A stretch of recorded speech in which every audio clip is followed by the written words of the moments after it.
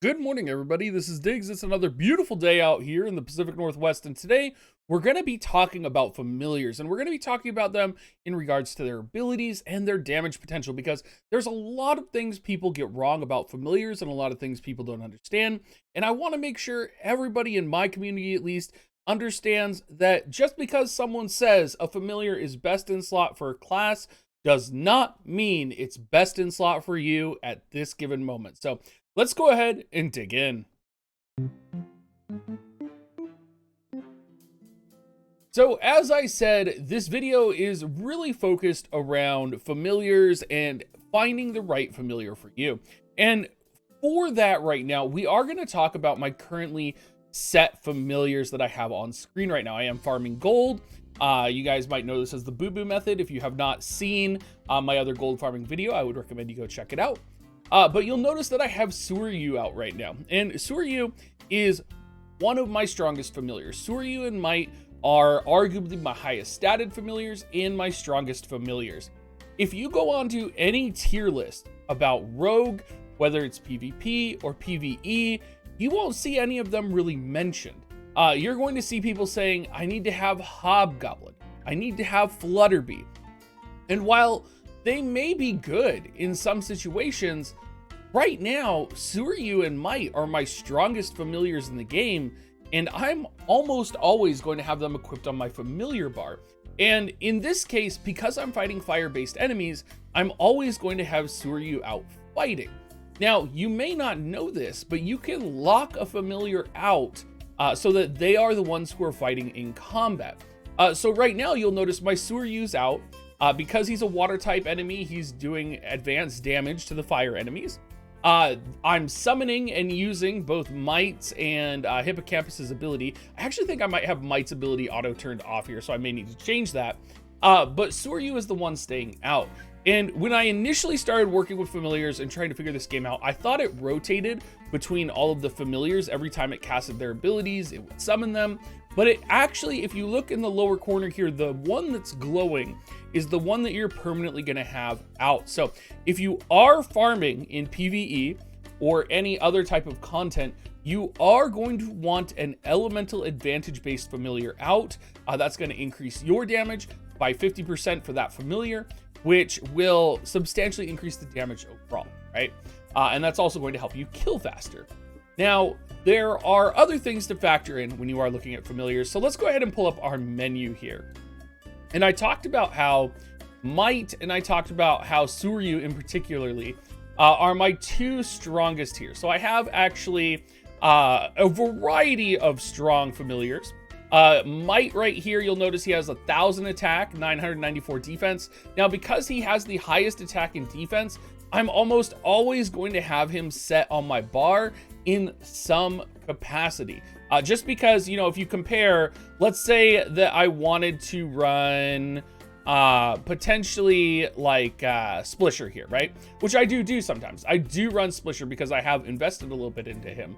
I would be sacrificing almost 300 attack and 300 defense. So it would be better for me to leave Might on my bar and swap out my Hippocampus, actually, where Splisher is actually stronger than Hippocampus. But the reason I have Hippocampus set is because of his passive for damage water ability and for his attack on the enemies. But having an understanding of why you have the familiar set that you do is very important. And just because you're going up against an opponent where maybe it's Vulcan and you see people screaming in chat not to use fire familiars, but you have your Might equipped like I do, and people are like, oh, Diggs is using Might.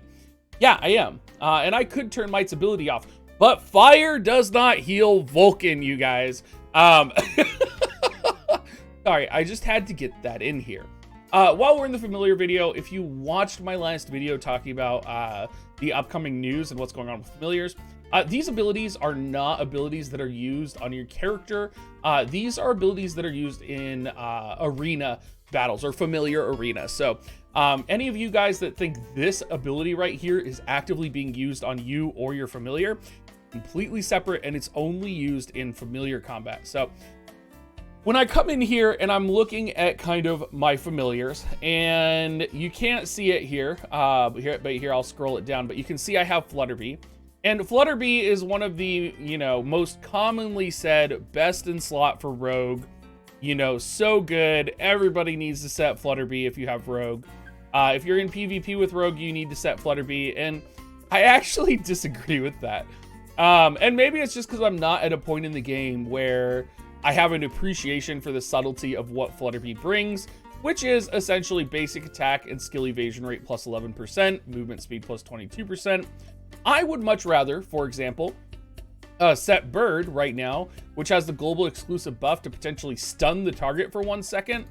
Or I would rather set Dinosaurus, who has the potential to knock down my opponent and corrupt my opponent. So, it comes down, especially in PvP, to your play style as well as what works really good for your class. What works really good for me is knockdowns and stuns. And while that might not be the meta for a long time, currently that's what is working for me. And then throw on Might for the additional stats, and all of a sudden I'm going to be significantly more powerful with a composition that people would never recommend, right? So when you are seeing all these content creators, all of these YouTubers out there who are saying, these are the best in slot abilities, these are the best in slot skills, right? Keep in mind, one, there's so many RNG factors in this game. There's equipment RNG, there's familiar RNG, there's skill RNG. All of this is RNG. And for most people, you are not going to be able to hit a particular perfect roll on everything. And that's okay. But what you have to do is you have to think with your head, right? Not necessarily think with whatever people are telling you. You have to look at what you have on your team and you have to decide, okay, I'm probably going to run with this familiar instead because this makes more sense. I'll give you guys a great example talking about my Earth composition. My Earth composition is terrible. It is garbage. Here, I will show you my Earth composition. You'll notice I have Might, I have Disbelief, and then I actually have a 3-star, and you'll never guess which one I have set more, and that's Rambunctious. Rambunctious is the familiar, the offensive familiar that I use on my Earth set, and I'm able to hit 5th, 4th, top 10 on all raid bosses because I am using Rambunctious, who has an elemental advantage, so he gets 50% damage bonus, right? And I am able to have Might on my bar, who will also give me his base stats. While we're here, I do want to shout out Disbelief, because I did give Disbelief some slack or some guff in some of my earlier videos. And I kind of gave him some guff because he was how I saw it, the weakest healing familiar in the game. And he still is the most raw, weakest healing familiar in the game. However, what I failed to understand is that when you are in PvE content fighting against water units quite often, they will frostbite you. And frostbite is 100% of attack damage over 5 seconds, and the amount of times Disbelief can heal me from that saves me more HP than if Disbelief had actually been a higher HP healing familiar. So even though Disbelief is like on my bar and I kind of like was begrudgingly using him because he's my other wind familiar, all of a sudden I was finding that, his healing and his curing of frostbite, particularly on Gigantus, who if any of you have fought is very difficult and the frostbite can kill you if you are in the wrong place at the wrong time, it turns out Disbelief has saved me more than any other familiar in the game. So just because people are telling you, oh, this familiar is not good, right? Don't listen to them. Sorry, don't listen to them. In my fire composition, for a long time, I utilized Draggle. And I definitely changed him out with Flutterby now, because Flutterby has significantly better stats, and I wanted some better stats. But Draggle was great for me. Fire attack 5%. If I wanted to go for raw damage, I would still set Draggle in my formation here, because that fire damage 5% is incredible. Another aspect that people kind of miss in their builds, particularly talking about equipment, if we are going here, is they underestimate the capability of the 3-star weapons. Everybody says, well, you're going to want to set your 4 stars because this gives basic attack damage up. This gives special damage up. Well, the reality is I don't have enough 4 stars, or I don't have enough 4 stars with viable abilities, right? Like this is damage to darkness monsters, to make that work, right? And so I'm looking at things like my 3-star bow, which give fire attack up and accuracy up. And I'm thinking I can slot that in. That's going to increase my DPS. So I'm going to continue building this because I need to build it for my codex anyway. So there are lots of little things where people are telling you this is the way to build your account. They're telling you this is the way to go.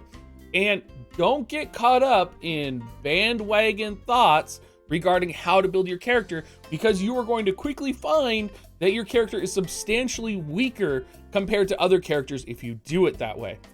Don't get me started on the codex, because I could talk about the codex for hours. But anyway, I'm going to call the video here. Thank you so much, everybody, for watching. I hope this video helped a lot of you out there, and I will catch you guys next time. And join my Discord, guys. Would love to have you and talk to you. See you next time.